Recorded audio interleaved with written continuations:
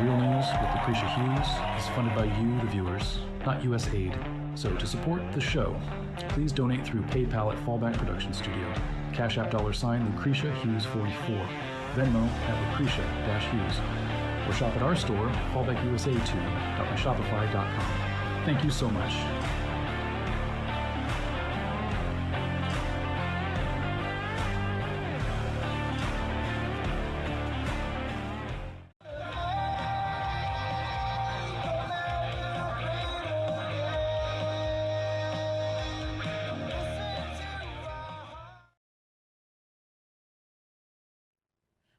Welcome back to the Real News with Lucretia Hughes and Dave. Like I said, y'all make sure y'all get over there to fallbackusa2.myshopify.com. 15% off. The promo code is told you so, because we did. We the people told you so. We the people are pissed. We the people done had enough, and we the people gonna be a problem. So y'all know we make everything in-house. Give Mom and Dave something, and you can support us that way, or get over there and donate. Why? Cause, please, we live in we just get on over there and donate. And do not forget, if you are a NRA member and you are a voting member, the board of directors election is coming up in April, and I am number 21 on that list. Vote for me. Vote for me. And why? Because I'm gonna make history this way. I might not be able to meet Trump any other way than being the very first black woman to sit on the board of directors of the NRA. So no matter the speaking, no matter the touring, no matter the talking, and tonight's show is 1696, no matter any other way, we're going to make history that way. So I want to continue standing up for the women for gun rights. I want to continue standing up for our Second Amendment. And I want to be on the board of directors of the NRA. I've been a part of it for like 7 years now. It's about time. So y'all get on over there. You can support us that way and make sure that you vote for me. So the next lady that I'm bringing on, because it's a big deal to me. You can't get that close to Donald J. Trump without, ruffling his hair, okay? She used to work for him, y'all. But not only that, listen who she is. It says she is a Phi Beta Kappa graduate from the University of South Dakota. A Georgetown Law, Amber led the president of the Federalist Society and gained political experience working in the first Trump White House. In law school, she served as a clerk to Virginia Attorney General Jason and Senator Josh Hawley and Governor Kristi Noem. Yeah, baby, but that ain't it. Her service to South Dakota runs deep as, listen, men and Dave, Miss South Dakota 2019 and Miss South Dakota USA in 2023. She became one of only 4 women to earn this title. And not only that, she is the sitting state senator for South Dakota and District 30. Dave, to bring Amber on. Hey, Amber. Hello. How are you doing? When Stan told me, Good, how are you? When Stan told me I was getting ready to interview you, I said, the woman in the bikini? And he said, no, don't say that. She worked for Trump. I said, I remember her as Miss USA. And he said, yeah, that's her too. I said, okay. He said, she's a senator now. What? We got our own squad members. You are part of the squad now. How are you doing?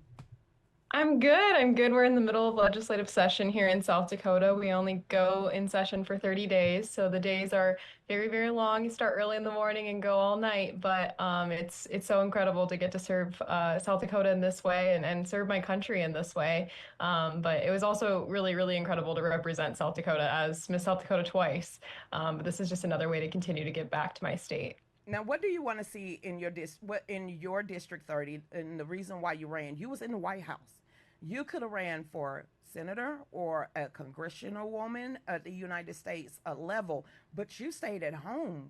You stayed in South Dakota, but you have a national and an international presence.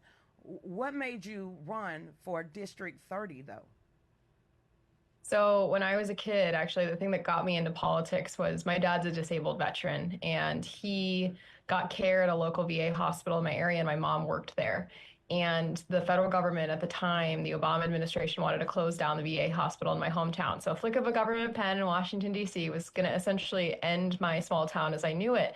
And I was upset. I was in seventh grade questioning why our elected officials weren't standing up for us back then, and knew that one day I wanted a seat at the table. Instead of writing letters to my elected officials, I wanted to be a voice for my community. And so 10 years later, I proved up on that dream and that promise to run and represent my area at the state level. I love state and local politics. When I was an intern in the White House for Trump administration #1, I worked in intergovernmental affairs, which is the office that serves all state and local elected officials across the country. So it was a really incredible experience, and I am getting to put a lot of that knowledge to work as a state senator now. Now, what do you want to see for your state, South Dakota? Because you're the senator of District 30, but you still represent and speak for the whole state. Because a senator is higher to me than a representative, state representative. So being a senator for South Dakota, you have a lot of say, not only in your district, but also in the state as a whole. What do you want to see different in your state? So one of the things that's a huge issue in my area that I've been very vocal about is property taxes. And so in South Dakota, we don't have an income tax, and we have very, very low sales tax. And so most of the burden of supporting any government service falls on property taxes. But the sad part about that is that that's a tax on literally the roof over your head. Mm-hmm. And so with the success of Kristi Noem's administration, we saw a number of people moving to our state in droves, and that messed with the housing market. As I think you can imagine, someone who had $1 million one-bedroom condo somewhere in California could buy 15 acres and a ranch in South Dakota. And so we saw these inflated real estate prices that we never expected to see, which has then messed with assessment values of, small areas where people have owned their homes for 20 years. And so it's really messed with the property tax formula. We need to do something about our property taxes. And so I have a bill actually on Friday that'll be in a hearing that hopefully will resolve some of this and kind of set us back to normal, and then have year-over-year increases to make sure that especially our disabled veterans, which are very, very high in prevalence in my district, can stay in their homes. They served our country, and I'm not necessarily pushing to abolish property taxes, although I would love to. I'm realistic that we have to have some kind of revenue source to exist as a state in South Dakota, since we don't have income tax. But there definitely needs to be something done to keep the taxes from being out of control and not increasing year over year at crazy amounts. What about, because you like you said, South Dakota, a lot of these people are generation mm-hmm. after generation living on the same land or same property. What about a homestead exemption for this particular plot of land that is in a family, that it is taxed to the highest and it won't go any further, but they're still paying their fair share, but it stays in the family, and the only time that the tax or the property value goes up is if they're selling it or someone of the bloodline no longer works there. And here's another one for the elderly and the disabled vets, because we know they're on a fixed income.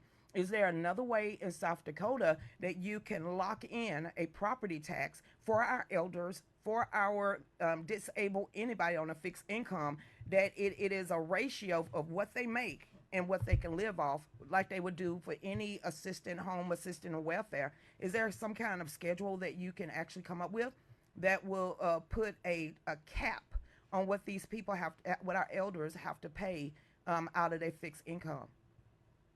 Yeah, so actually South Dakota does both of those things already. We already have a pretty we just actually increased the homestead exemption in a bill this year in the Senate. And then we do have a program that we have a bill coming through to increase actually the income levels for elderly for, I think it's $20,000 additionally in your income. And then also it increases your home value to be up to $500,000. So if you make less than a certain amount of money, I think it's like $50,000 a year, $55,000 a year, or own a home that's less than $500,000, then you can qualify to get your taxes frozen. So whatever they're at, once you qualify, you keep paying that same amount no matter what.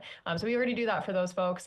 My bill, what it's really trying to address is, for example, if you moved in next door to me, and my house usually was worth like $500,000, and you moved in next door and bought the house next door for $1 million, instead of being taxed at $1 million, in some places in South Dakota, we're taxing those people at 900,000, 850,000. So not the full market value price or the sales price of that home. And then what's happening is that difference between the sales price and what they're being assessed at is actually equalized across all the people in the neighborhood. So I've done nothing. I've just stayed in my home, but now my home is, I guess, technically worth more, seen to be worth more because someone bought in my neighborhood. And so, because there was a comp in the neighborhood, my home technically maybe in that moment is worth more, but I have no plans of selling it. And so it's taxing unrealized gains. And so these people have no intention of moving, yet they're being taxed at this inflated rate of $750,000, $800,000. So now your taxes potentially could go up by 50% in 1 year. And so you're paying thousands more than you expected to year over year, which isn't in any family's budget, whether you're a disabled veteran or on a fixed income or you're a young family with, two little kids in the house. You can't expect that kind of increase in any kind of bill when most Americans actually don't even have in their budget $500 for an emergency fund right now. Because you do own the title. Do you still have the title? No, you don't have the title. It's a whole nother year. Do you go talk to impoverished kids from all over the state and the reservations to show them never to give up, keep fighting, live your dream? What are some of the stories that someone you maybe have touched out there, or really touched you with their story of where they're at now, and they just took one look at you, listened to your story, listened to your inspiration, and really made a change in their life? Yeah, so many people don't know this, but pageant girls, actually, any title holder that you see with a crown and sash, they usually will have a platform that they're promoting while they have that microphone on their head, essentially. So I always said the crown serves as a microphone because it makes people, look at you and listen to you and to use that platform for good. So when I was Miss South Dakota, my platform, I'm a first generation college student and first generation lawyer. I went around and talked to kids about career planning and different opportunities out there for you to seek higher education, especially kids in rural areas. That I always said, if you can see it, you can be it. And so I wanted to, show kids that, hey, I come from a rural area just like you did. And I, still went off to Georgetown Law. So you can do whatever you want with your life. And I ran across this girl, and I had applied to the service academies when I was in high school. And so I talked about that process too, of if you wanted to go to a military academy, that you could go to essentially a Ivy League school, but for free if you did 6 years of service afterwards. And this girl wanted to be an engineer, and she knew that she wanted to or needed to pay for college. And so she applied to the Naval Academy and ultimately got to go to their summer camp, service camp that they have. And we got the money raised for her to go because she couldn't even afford to go to the camp, and ultimately was accepted to the Naval Academy. And her name actually was Noble, which I thought was like the coolest name ever. And she was a very noble young girl, and she, I believe, went to a 4-year school and is doing ROTC now. So she ended up not going to the academy, but her life was forever changed. And she changed me because it made me realize how much of an impact I can have on even one person's life. Their entire life could be changed just by giving them a little bit of information about what opportunities are out there and how they can serve society and follow their dreams and chase whatever it is that you want to be in this world. Now, with your law degree and you're being a lawyer right now, what's your specialties? So my law firm specializes in election and political law. We also do employment law and First Amendment law. So we often represent people that many other law firms will turn down just because of the name that they maybe bear or the company that they work for. And so we've done all kinds of different clients, many of which you will recognize, but most recently our firm did represent the Trump campaign, and so many of my bosses now are working in his administration now, and it was pretty incredible. So I know you can't tell us a lot about that, but give us some a little bit of your stories from working behind the scenes, not only in the Trump administration. Even if you was an intern, that's still a big deal. But anything you could tell us about some of these frivolous lawsuits that y'all had to represent that has been dismissed, or you might be able to talk about? Because we was out here, I don't have fingernails because of y'all was giving me a headache. I mean, it was like, why y'all leave Trump alone? But you and your law firm, and also working with him, give us some stories. Because is he really the person he portrays on television? Because and is his toilet gold? Do he got a gold toilet? That's all I want to I know. don't know if he has a gold toilet. But no, I mean, I think he's a very flamboyant person and he's a character. He was like a celebrity before he ever got into politics. He loves TV, he loves the drama. And so in a lot of ways, like when he's on TV and speaking, that's almost toned down version of him, at least was my experience. And I think Trump from the first administration to now has even toned down even more. And I think he's become a lot more serious after the assassination attempt. He kind of has this little bit more serious nature about him, which you can Yes. understand. But I guess speaking to some of the lawsuits, this one's been in the news, so I guess I can talk about it a little bit. But during like 30, not even 30 seconds of the debate, Kamala Harris brought up the Central Park 5 case and was trying to make the president look out to be like he was, a racist that wanted to put anyone whose skin is not white in jail, especially young people. And there's a lot of rhetoric around that case that I won't get into, but essentially Trump, being as he was essentially like telling a story as he saw it. So he was saying, "Oh, well, I talked to Mayor Bloomberg and I talked to these people, and they agreed with me." And he meant like at the time that the case happened 30 years ago, because it was something that was brought up 30 years ago. But at the end of the day, like we got sued by these people because of a 10-second, clip of a debate, and the litigation continues on. And I will never forget like being at Reagan National Airport, arriving to get into an Uber and having to be on the phone with my bosses, like after he won, trying to figure out if, we were going to have him speak in depositions as the president. I mean, and this is still ongoing. Like this case Wow. is still going, but yeah, it's all over 10 seconds of a presidential speech. And so even when you win president, your presidential immunity only applies to official acts. And so, things that happen during the campaign trail or prior to that weren't in your official capacity, you can still be sued in a civil suit. And so he may still have to even continue to defend the lawfare that continues on, that will continue to be impediment to his ability to be president, which I find to be really sad. So. I feel that you know what President Trump is just President Trump, and he's doing a great job. And like you said, after that bullet grazed his ear, that was a wake up call. I think, like you said, it humbled him. God saved his life. He's here for a mission. He's putting God first and America first. But what can we do as not only you as being a senator from South Dakota, but everybody watching the show right now? What can we do as American citizens, because we're finding out so much stuff from the election, from our wasteful money being wasted all over the place, to illegals being in our nation, the drugs going all over every state. What, not only you, but what can we be doing out here as not, political seat holders or state rep or anything or federal representative? What advice do you give to the people watching of what we can do to be patient? I guess that's what you could call it, being patient. Well, I mean, I don't know about advice to be patient, but I always tell people that there's always some way that you can get involved. And even if you can't run for office or don't want to run for office, there are ways that you can be, precinct man and committee woman in your area, and just, help out with election day in your area, or help when there are ballot initiatives and measures that are out there. I mean, I'm sure, there's probably a school district in your area. You could run for school board, which, is still running for office, but getting involved at a local level like that is so important. And that's the future of, our country, our kids, and the kids in your area. If you have kids, you should, be very invested in what's happening at your school district. I know in my area, there are really small towns that being on the city council is like very much a part-time job. And so there are so many ways you can get involved without having to be like a public figure and a public face, because these are, citizen legislatures or, citizen run little boards, and there's water district boards and all kinds of county boards and things. But get involved in the process, because whether it's all the way up to president or all the way down to your little precinct or fire district or water board, being involved and making sure that you're a part of the process not only keeps you more informed of what's going on in your area, but those are the things that impact you on the daily.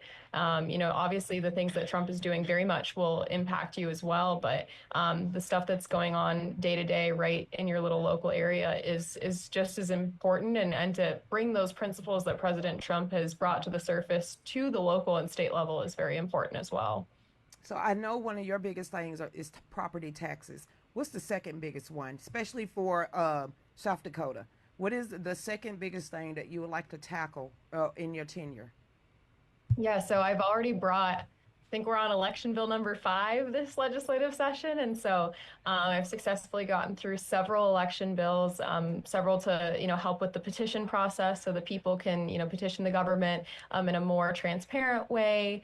2 of them were about that. I had one about faithless electors. So several states have faithless elector statutes so that elector that is elected from the Republican Party has to vote for the, person from their party. So we don't have like never Trumpers not voting for Trump. And our statute in South Dakota hadn't been updated since our state was founded. So there's, some clarifications that we needed to update in that process because it's done a little differently now since it's been a couple, 100 years. And so I'm trying to think about some of the other ones, but a lot of election law. Today we had a challenge bill so that you can challenge someone's voter registration based off of whether or not they're actually registered to vote at the proper address. And that's very complicated because it gets complex with federal law interacting with state law and what states are allowed to do based off of the National Voter Registration Act. So using my, day job to help me out and help South Dakota's elections be as strong as possible. So even though we come from a very red state, there's always opportunities for improvement and to continue to make sure that, if the folks in South Dakota want it to stay the way that it is and the South Dakota that it is, that we don't have people messing with our elections. Well, it's great that you said your election laws hasn't really been touched in 100 years. But it's great because at least you know who a Republican is and you know who's a Democrat. You don't have the bipartisan. You don't go in there and you don't have people not telling you who they truly are until they win an election. So by keeping it so transparent, because in Georgia, if you run for a board or a seat or anything at the state level, you have to sign an oath. No matter if you're part of the Democrat Party or the Republican Party, and you have to sign that oath. So if you do not line up with the Republican principles, that's cause to get you out of the party. Just like in South Dakota, I was ready to say South Carolina. South Dakota, I feel like that they need to know who they're going to vote for. So if you are a sworn Democrat and you hold Democratic principles and a Democratic platform, you can't tank the game on the Republican side because your side is no longer losing. Do you want to keep it that way where they have to always declare who they truly are?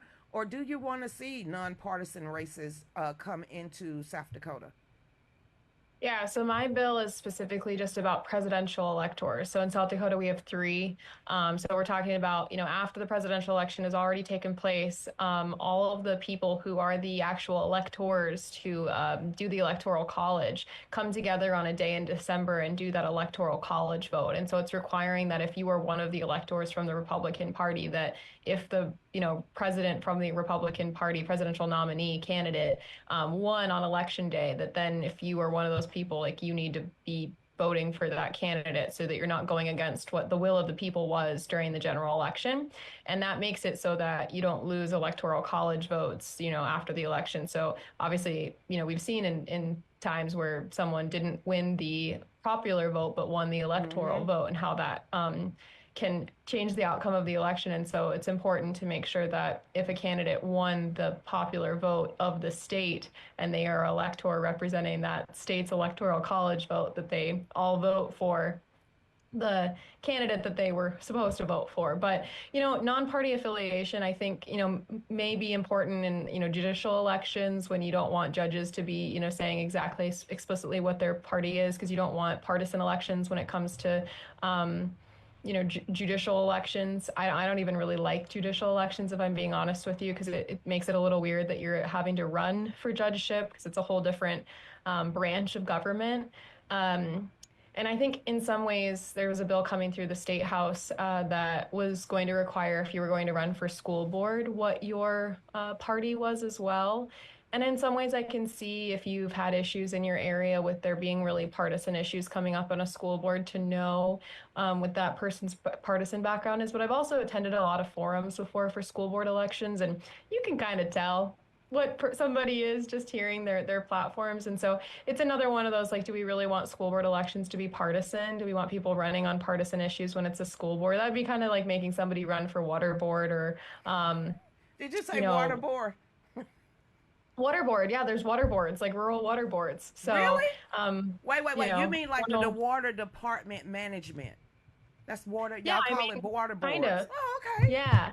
So there's like rural water that takes place in certain parts of South Dakota, and I think in other states as well. But essentially, it's a community board, kind of like a city council or county commissioners, and they vote and decide policy on the regulations and the cleanliness of the water. And I think they also vote on some of the taxing if you need to raise taxes to maintenance and repair those pipes and different things and how you get your water in that local area. But it's decided by that locality and people that live within the pipeline that serves you water. And so it's kind of interesting. It keeps everything at the very, very local level. But I just don't think people need to be running for partisan, I'm a Republican and I want to serve on your water board.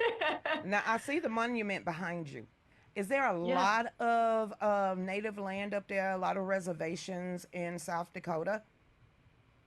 Yeah, so we have 9 reservations in South Dakota. I think there are other states like Oklahoma that probably have more square footage or square mileage of actual tribal lands, but South Dakota has a lot of tribal lands. I don't know how many exactly square miles or how much it makes up of our state, but it's a pretty significant amount because we have 9 tribes, so 9 different reservations. Wow. Okay. So because we have 2 minutes left, tell us a little bit about your plans in the future. Tell us, are you going to work with Trump when you finish your tenure? Are you going to run for U.S. House or U.S. Senate? Or what is your plans for the future? Because you've already conquered the world, unless you're going to actually run for Miss Universe.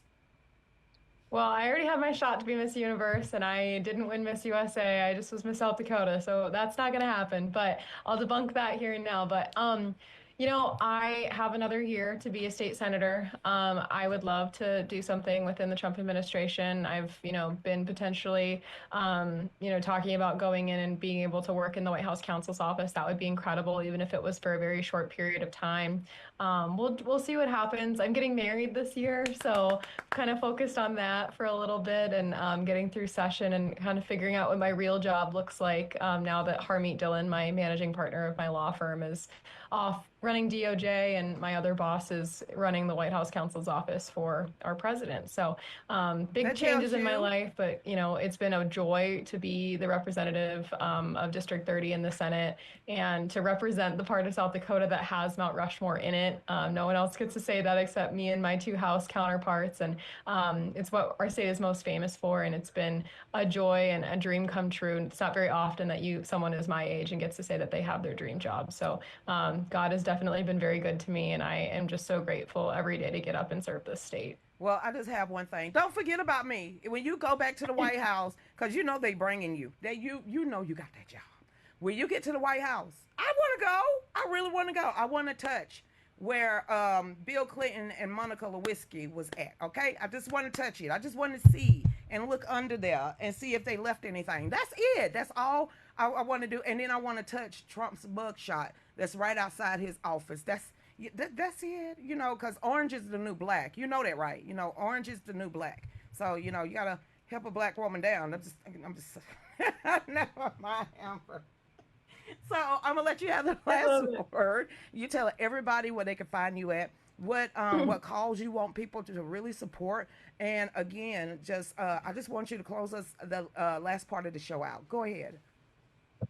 Well, I just thank you so much for coming or for having me on and, coming with me to Mount Rushmore, even if it's virtually. But it's, been a joy and I always love to share about our wonderful state and, just how incredible it is to be a South Dakotan. It's, this is one of the most freedom loving states in the nation. And to be a South Dakotan, I'm a proud South Dakotan. I'm so grateful that our former governor, showed South Dakota to most of our country and shared that with people. And so I hope other states follow suit. Thank you so much, Amber. Everybody, this is Amber. It's like Pulse, but it's Hulse. And I probably said that Correct. wrong. I said it right? Yeah. Woo! So on that note, everybody, I'm sorry. On that note, thank you so much for coming on. And if you have anything else or anybody that can would like to come on the show, please just tell them who we are and that it's just an interactive laid back show and we just wanna hear from y'all. So thank you again, Amber. I appreciate it. Absolutely. Have a good rest of your week. You too. Thank you. All right, everybody. This is pretty much the end of the show. The real news with Lucretia Hughes. Those were two good interviews. Okay, okay. Samuel, thank you. Amber, I really appreciate it. But like I said, everybody, y'all get over there to fallbackusa2.myshopify.com. You get 15% off with the discount Told You So. Told You So. 15% off. We said we was going to do it. We're going to have it up there until we don't want to have it up there anymore. Or you could just bypass all of that and just donate. So, Dave, you ready?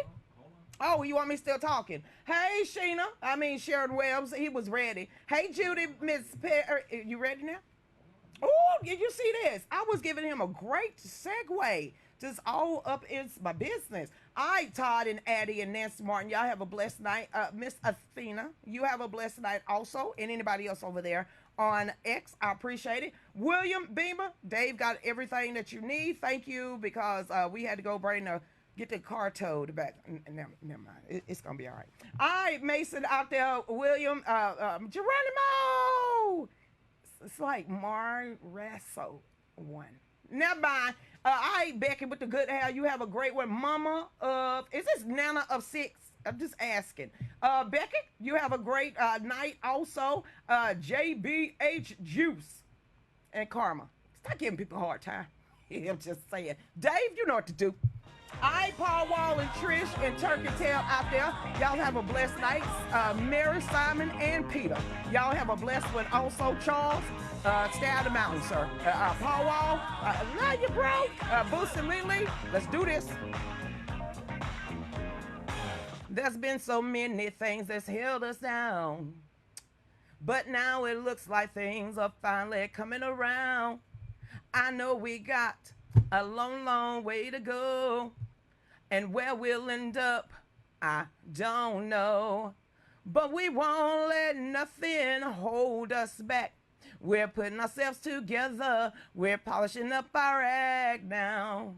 If you felt like you've been held down before, I know you refuse to be held down anymore. Well, don't you let nothing stand in your way. Hey, I want y'all to listen to every word I say, Woo! Hey, USA, what?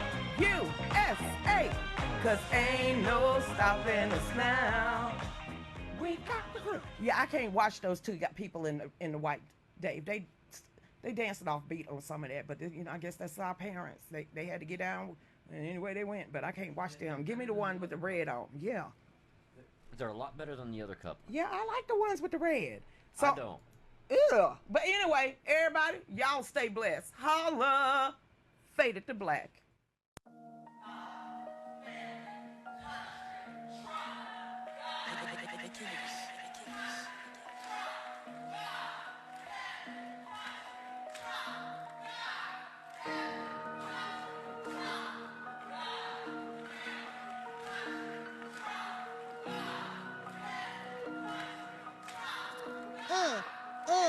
Here we go. She's on 5 to 7, 9 to 10 p.m. Fallback Productions talks about topics of the day and loves her country, the U.S. of A. Got her Get Right rally on tax day. Got family, country, Trump is her thing. She don't know the songs, gives Dave a hard time. Don't worry, it's fine. He's still her Valentine. Keeps us in the loop.